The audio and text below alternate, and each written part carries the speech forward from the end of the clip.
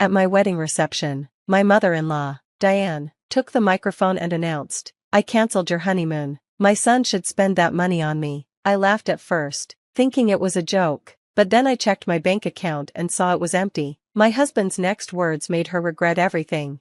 I knew Diane didn't like me, but I never thought she'd ruin my marriage before it even started. It was my wedding day, one of the happiest days of my life, until she grabbed the mic and made an announcement that shocked everyone. I still remember her smirk, like she enjoyed causing trouble.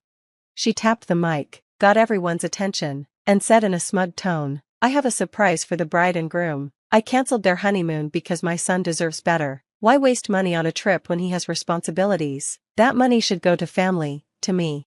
The room went silent. I laughed nervously, thinking it was a joke, but she kept talking. She looked right at me, her smile growing wider. I felt sick. I glanced at my husband, Jake, expecting him to be as shocked as I was, but he just stared at his mother, his jaw tight and his hands gripping the table. I knew then this wasn't a joke.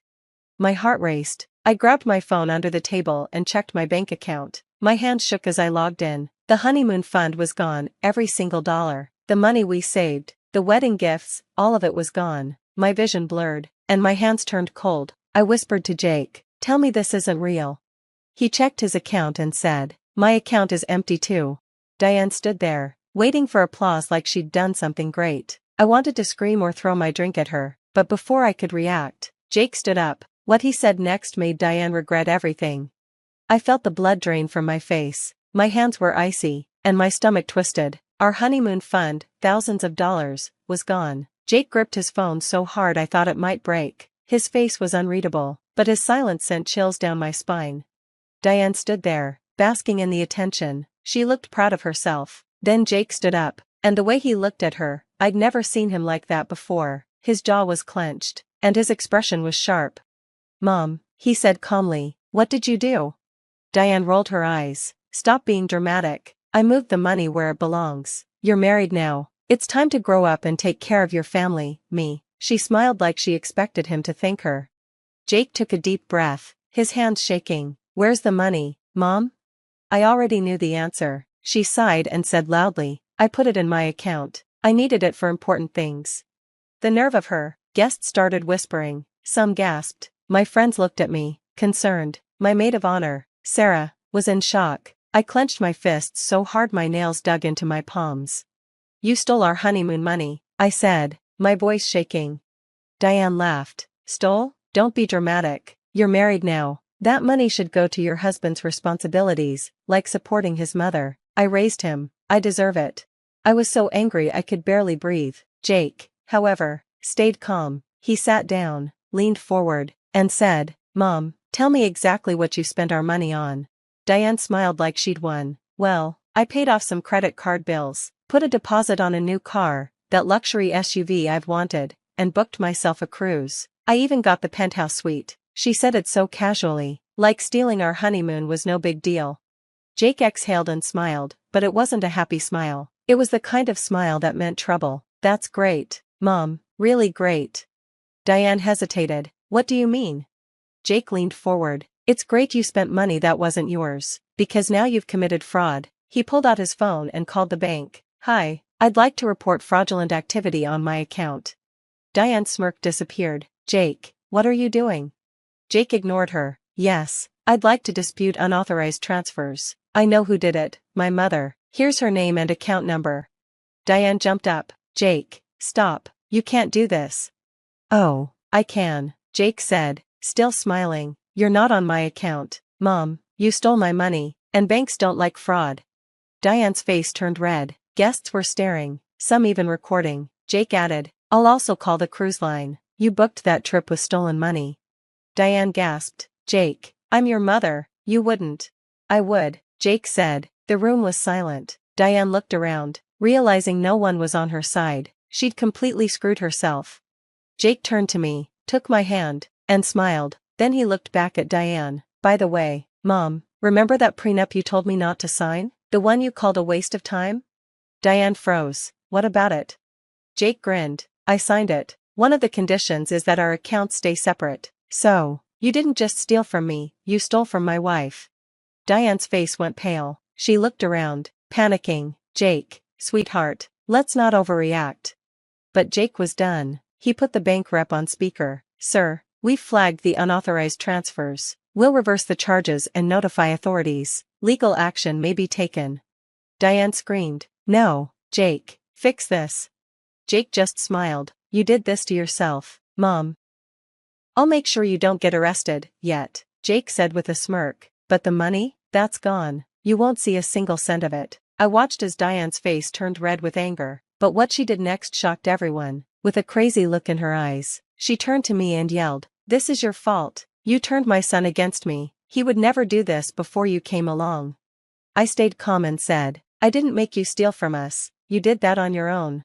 Diane looked around the room, hoping someone would support her, but everyone just stared at her in disgust. Then, suddenly, she smiled, a creepy, slow smile. "Fine," she said sweetly, "if I can't have the money, neither can you." Before I could stop her, she grabbed her phone and started typing quickly. I stepped closer, my heart racing. "What are you doing?" Diane grinned. "Just making a phone call," she said. "I might not have access to your bank accounts anymore, but I still have tricks." She called the bank and said in a fake sweet voice, "Hi, this is Diane. I need to report a stolen credit card." My stomach sank. I knew what she was doing. She was trying to freeze our accounts by lying about fraud. That would stop us from getting our honeymoon money back. I shouted, "You psycho!" But Jake was faster. He grabbed the phone and put it on speaker. The bank rep said, "Ma'am, you're reporting a stolen card. Can you confirm the account holder's name?" Diane hesitated. She looked at me, then at Jake. Jake raised an eyebrow. "Go ahead, Mom, tell them whose account you're reporting." Diane swallowed hard. It's my son's account." The bank rep cut her off. "Ma'am, unless you're the account holder, you can't report fraud. False reports can lead to legal consequences." Diane's face fell. She looked around the room, realizing she'd made things worse. Jake just laughed, a slow, proud laugh. "Oh, Mom," he said, shaking his head, "you just can't help yourself, can you?" Diane's face turned red. She was shaking. Before she could say anything, her phone buzzed. She looked at it and went pale. Jake smirked. "That the bank?" She didn't answer. She didn't have to, because a family friend, who happened to be a lawyer, stood up and said, "Diane, you know I'm a lawyer, right? What you just did was attempted fraud. You did it in front of 50 people. People started whispering. Some nodded in agreement. Diane stepped back, panicking. I wasn't." The lawyer cut her off. "Save it. You might want to fix this before it gets worse." Diane turned to Jake, pleading, "Jake, you're not really going to let them do this to me, are you?" Jake looked at her for a long moment, then smiled. "You did this to yourself." Diane cried, "Jake, please." But Jake just shrugged. "Enjoy your new vacation, Mom. It might not be a cruise, but jail cells have a nice view." Diane's face crumpled. She finally realized she had lost. She stood there, frozen. Her face was pale, and her hands were shaking. She had lost control, but she wasn't done. "Oh, come on," she said, forcing a laugh. "This is ridiculous. Are you really going to ruin your wedding day over a little misunderstanding?" I'd had enough. I stepped forward and said, "A misunderstanding? You stole our honeymoon money, spent it on yourself, and then tried to commit fraud in front of everyone. That's not a misunderstanding, that's a crime." Diane's fake smile twitched. I wasn't finished. "You act like we owe you something, like your son's money is yours. But guess what, Diane? It's not." Some guests clapped. Diane glared at them, but she wasn't just losing control of the night, she was losing her son. Jake said, "Mom, it's time I tell you something I've been holding back. I've been done with you for a long time. I only stayed in touch because I thought you could change, but you can't. After tonight, I'm cutting you off." Diane's eyes widened. "You don't mean that." Jake said firmly, "I do." Diane gasped like she'd been slapped. The room was silent. Jake took my hand, kissed it, and said to Diane, "You took our money, now I'm taking something from you." Diane asked, "What?" "You don't have a son anymore." People gasped. Diane shook. "You don't mean that," she whispered. Jake didn't back down. "I do. No calls, no visits, no texts. If you try to contact me or my wife, I'll get a restraining order." Diane panicked. "No, Jake, you can't do this. I'm your mother, I raised you." Jake said coldly, "And you just showed me what kind of mother you are." Diane lost it. She screamed, a loud, angry scream, and stomped her foot like a child throwing a tantrum. "You ungrateful." Jake grabbed my hand and said, "Come on, let's enjoy the rest of our wedding." We walked away, leaving Diane humiliated and alone. The next day, the bank reversed the transactions. Every dollar Diane stole was returned to us. Her car deposit was cancelled, her cruise was gone, and her accounts were frozen. The bank flagged her for fraud, and she couldn't touch her money for weeks.